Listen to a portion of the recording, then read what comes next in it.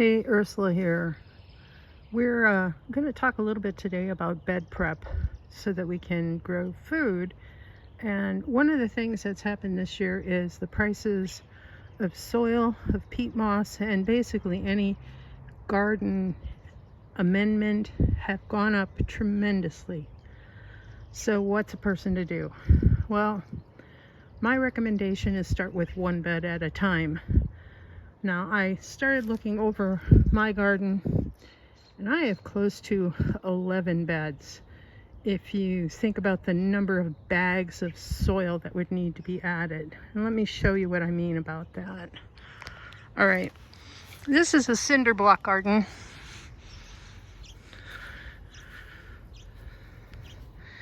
It's about 4 feet across and maybe 10 feet long, maybe 12. I don't have all the poles set in yet. This is just so that the deer don't go walking through, stepping on seedlings, even though I don't have all my posts in yet. We'll get to that. Right now, I'm looking at adding beds this year. All right, and what I've done, I live on a hill. Zoom that out. I live on a hill, and in order for my logs to stay in place, I really rather have to stake them or put a rock under them or something to keep them from rolling down the hill. Now, over winter, what I do is I covered the beds with sawdust, and whatever did not decompose got scraped back into the path, because sawdust will leach out the nitrogen as it decomposes. It'll add nitrogen after it's done decomposing, but while it's decomposing, it takes nitrogen out of the soil, which is not good for baby plants. So, see down here, also over in the corner there, that's what it looked like over winter. They were all covered in sawdust. So these beds here, I took the sawdust off, and I'm actually just walking on it right now. But you can see each one of these beds is the same size as a bag of soil. And the soil, this one is a wonderful soil. It's a compost blend. But for these 2 cubic feet, which is what this bed size is, it costs $23 to $24 for this bag. And you can only get it at specialty stores like Whole Foods, or I got it from my local co-op, but it's expensive. It's good, but it's expensive. At the local hardware store, I can get an organic bed mix, raised bed mix, and this one ran around $12 a bag. But if I need 11 bags for my backyard garden, that's going to run me up some pretty good sized money.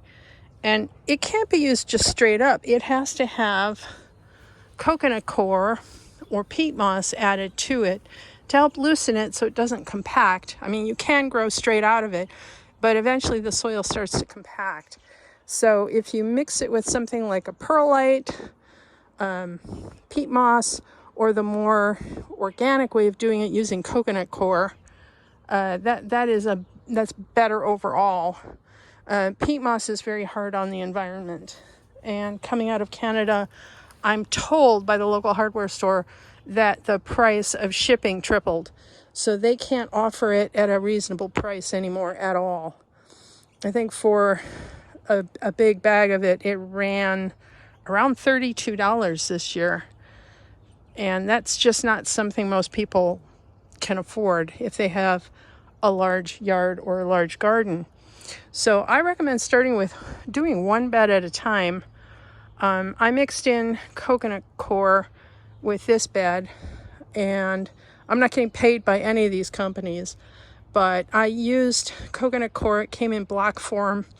It's dry and looks like little bricks, and I got it from Gardener's Supply. I'm going to stick the bricks in water to expand them and then mix it in with the soil, which is what I did with this batch here. So you don't really actually see the coconut anymore because it's blended in. I did the same with this garden, and it's still pricey. I mean, it's going to cost you money. The other alternative is to start making your own compost, which is what I've got going on over here. Okay, I took all my weeds. The bag is just to scare the deer because they like to come through this way. I picked all my weeds and I framed this with logs and put cardboard down on the bottom so that nothing would start growing because we have a lot of noxious weeds here. And this is what I've got. This will be for next year. It's going to take all winter for this to decompose. I'm going to keep adding to it all summer, and eventually it'll be nice organic soil. But this alone won't fill my 9 beds. Sad to say. When things compost, they compost down by about a quarter of their original volume. Like I say, things compress, but also as they decompose, there are gases released into the atmosphere, and that is just the way it is. So I have this one behind a plum tree. I'm hoping, because this plum tree has had some problems, that maybe the minerals leaching downhill will be good for the plum tree. That's the only reason I chose to put it this far back. I don't like them too close to the house, only because they can draw vermin depending on what you put in them. This is just my weeds and sawdust. And then some papers, like I shredded envelopes today and tossed them in the mix. Put them underneath so that they don't blow away. But as it rains, they kind of stick together. And if I wanted it to go quicker, say if I wanted one of these piles every month, then I would turn it every 2 days for 18 days. And it would decompose much, much quicker. It would also be good if it was also 4 feet tall, so that we reached a temperature that the weed seeds won't germinate. If it reaches 165, 145, it kills a lot of the germs that are in it, as well as the seed viability. So that's what I've got going on for next year. That compost pile will help this bed, possibly the rest of them down the line, if I can grow it big enough. But it's not going to help these guys. So I'm really thinking about how much compost and what kind of compost piles I want to have. There's a lot of urban waste that's considered organic. You could go to a local juice bar and get orange rinds and everything else that they juice, the leftovers, and that would make a really good compost. The other thing would be coffee grounds, any of the local coffee shops, but you have to make a commitment to go on a regular basis. And I'm not ready to commit to going to the juice bar or the coffee shop every single day to fill this. That might happen later this summer, but right now my vehicles are not in good shape. So until I fix that, I'm not going to commit to it and have my shop owners disappointed when I don't show up and they have all these coffee grounds for me. So that's where I'm at.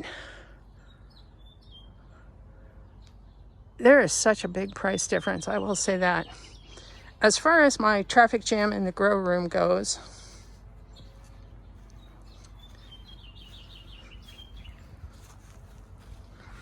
I don't know if we can see.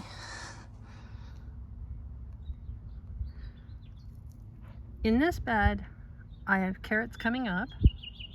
These did germinate, and the ones further down the way did as well. I'm very pleased about that.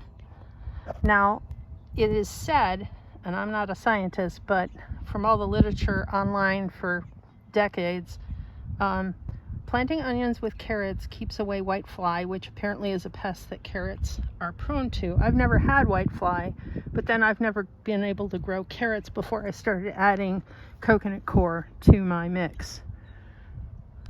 something was in here and either left a footprint or a digging right there. The back side is where the tomatoes are going to go. I should be able to fit probably 8 of them down the line. And that'll empty out one grow tray for me to start moving some of the stuff out of the grow room and getting it outside. So that'll be one tray down. Let's take a look at where the rest of the grow trays are going to go.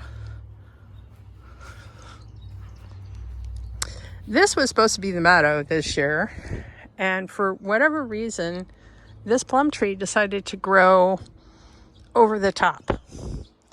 And it was never quite this lush on this side before, but it's because the mulberry is shadowing it in the back. So this is in much more shade than normal. So it's possible that instead of planting a meadow here, I might plant the cabbages here. That could happen.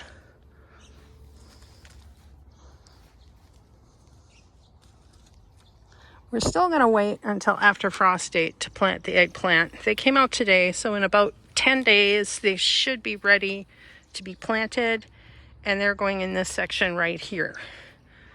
God willing,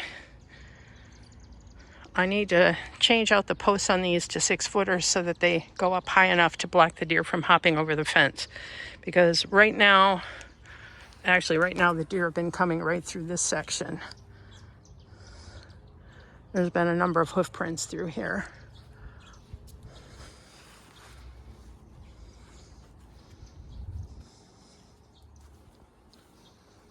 I have beets in the cubes hardening off up front, and the beets I planted in here do not appear to really have come up. I'm seeing a lot of things in the brassica family.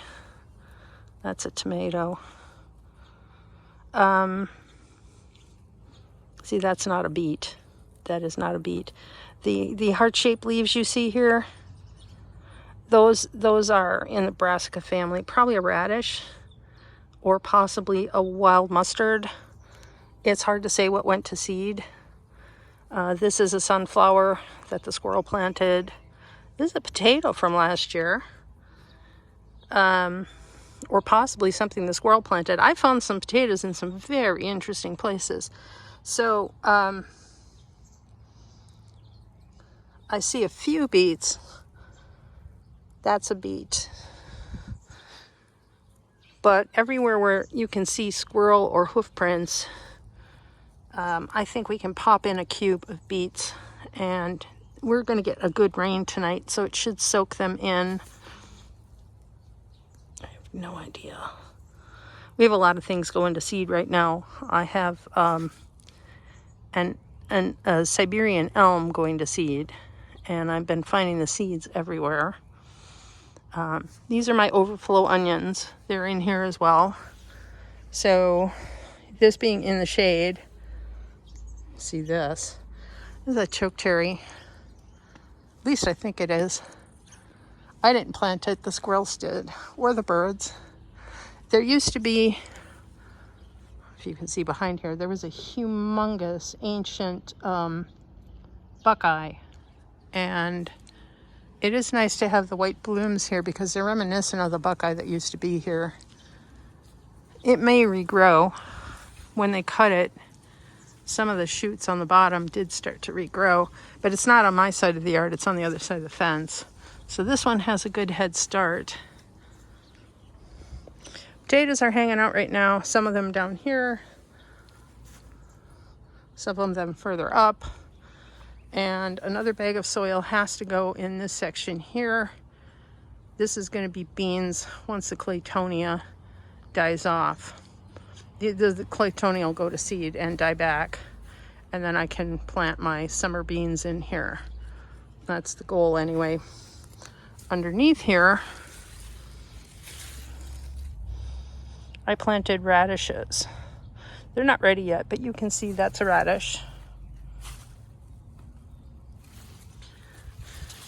Strawberry the deer did not find. One leaf is gone. This is bitter cress. And then in the back and on the other side, I planted those little white radishes that are really good in salads.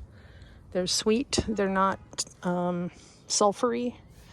And I don't know that the spinach is actually going to come up. I did put onions in here. There, I think I see some spinach here. That's another sunflower. Oh my goodness, that's bindweed. You can see there's a potato in the corner. I did not plant that. Strawberries here. Looks like the fork worked. Some of the leaves got bit that weren't by the forks, but the forks seemed to have worked to keep the deer away. Let's see if I can find the potato growing out of the path. That is a potato. Right in the path. I honestly don't know how. I don't know how it got there. So it's either squirrels or maybe when I remade this bed, it slipped through and it was tiny and just kind of found itself a spot. So you can see I've got a bit of work to do to top off these beds. My worms all but died out because I didn't have a good soil medium for them, and also some of them froze out in the winter. They were in the basement over the winter because my husband had some health issues. The worm bins were in his way. He couldn't walk through the house. So we moved them, and that was a bad idea. But you live and learn. So maybe more worms are in my future. Ideally, I'd like one worm bin for each of the 11 sections of soil. I count these guys as 1.5 because they're 6 feet by 4 feet instead of a 4 by 4.